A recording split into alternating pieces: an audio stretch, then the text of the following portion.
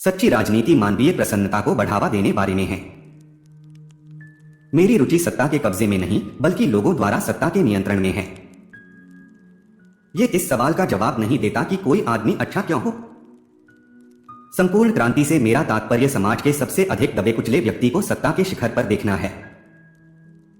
केवल वे लोग जिन्हें लोगों पर भरोसा और आत्मविश्वास नहीं है, या जो जनता का भरोसा जीतने में असमर्थ हैं, वही हिंसक रास्ते अपनाते हैं। राष्ट्रीय एकता के लिए यह आवश्यक है कि व्यक्ति धार्मिक अंधविश्वासों से बाहर निकलकर अपने अंदर एक बौद्धिक व वैज्ञानिक दृष्टिकोण विकसित करें। लोकतंत्र को शांति के बिना सुरक्षित और मजबूत नहीं बनाया जा सकता। शांति और लोकतंत्र एक सिक्के के दो पहलू हैं। एक के बिना दूसरा बचा नहीं रह सकता। संपूर्ण क्रांति में 7 क्रांतियां शामिल है: राजनैतिक, आर्थिक, सामाजिक, सांस्कृतिक, बौद्धिक, शैक्षणिक व आध्यात्मिक क्रांति। इन 7 क्रांतियों को मिलाकर संपूर्ण क्रांति होती है। जब सत्ता बंदूक की नली से बाहर आती है और बंदूक आम लोगों के हाथों में नहीं रहती है, तब सत्ता सर्वदा अग्रिम पंक्ति वाले क्रांतिकारियों के बीच सबसे क्रूर मुट्ठी भर लोगों द्वारा हड़प ली जाती है।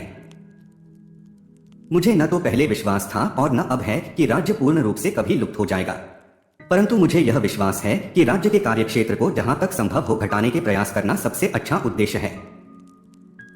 एक हिंसक क्रांति हमेशा किसी न किसी तरह की तानाशाही लेकर आई है। क्रांति के बाद धीरे धीरे एक नया विशेषाधिकार प्राप्त शासकों एवं शोषकों का वर्ग खड़ा हो जाता है। लोग एक बार फिर जिसके अधीन हो जाते हैं।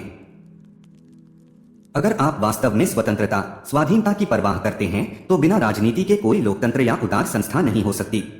राजनीति के रोग का सही मारक और अधिक तथा बेहतर राजनीति ही हो सकती है, राजनीति का निषेध नहीं।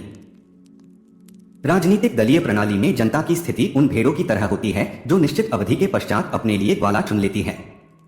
ऐसी लोकतंत्रीय शासन प्रणाली में मैं उस स्वतंत्रता के दर्शन कर नहीं पाता जिसके लिए मैंने तथा जनता ने संघर्ष किया था। युवा पीढ़ी के उत्साह और आदर्शों को रचनात्मक कार्यों में प्रवृत्त करना कोई बुरी बात नहीं है, परंतु साधन तथा साध्य के संबंधों को ध्यान में रखते हुए यह स्वीकार नहीं किया जा सकता कि युवा पीढ़ी को क्रांति के लिए प्रत्येक प्रकार के साधनों को प्रयुक्त करने को अनुमति दे दी जाए। भ्रष्टाचार मिटाना, बेरोजगारी दूर करना, शिक्षा में क्रांति लाना आदि ऐसी चीजें हैं जो आज की व्यवस्था से पूरी नहीं हो सकती, क्योंकि वे इस व्यवस्था की ही उपज हैं। वे तभी पूरी हो सकती हैं जब संपूर्ण व्यवस्था बदल दी जाए, और संपूर्ण व्यवस्था के परिवर्तन के लिए संपूर्ण क्रांति आवश्यक है। जब तक प्रत्येक व्यक्ति के हृदय में राष्ट्रवाद की भावना का विकास नहीं होगा, तब तक देश का सर्वांगीण विकास नहीं हो सकता। भारत में सांस्कृतिक एकता होते हुए भी राजनीतिक एकता का अभाव है। भारत में ब्रिटिश शासन द्वारा संपूर्ण भारतीय प्रदेश पर अधिकार करने के बाद ही एक सरकार के अंतर्गत राष्ट्रीय एकता का उदय हुआ है।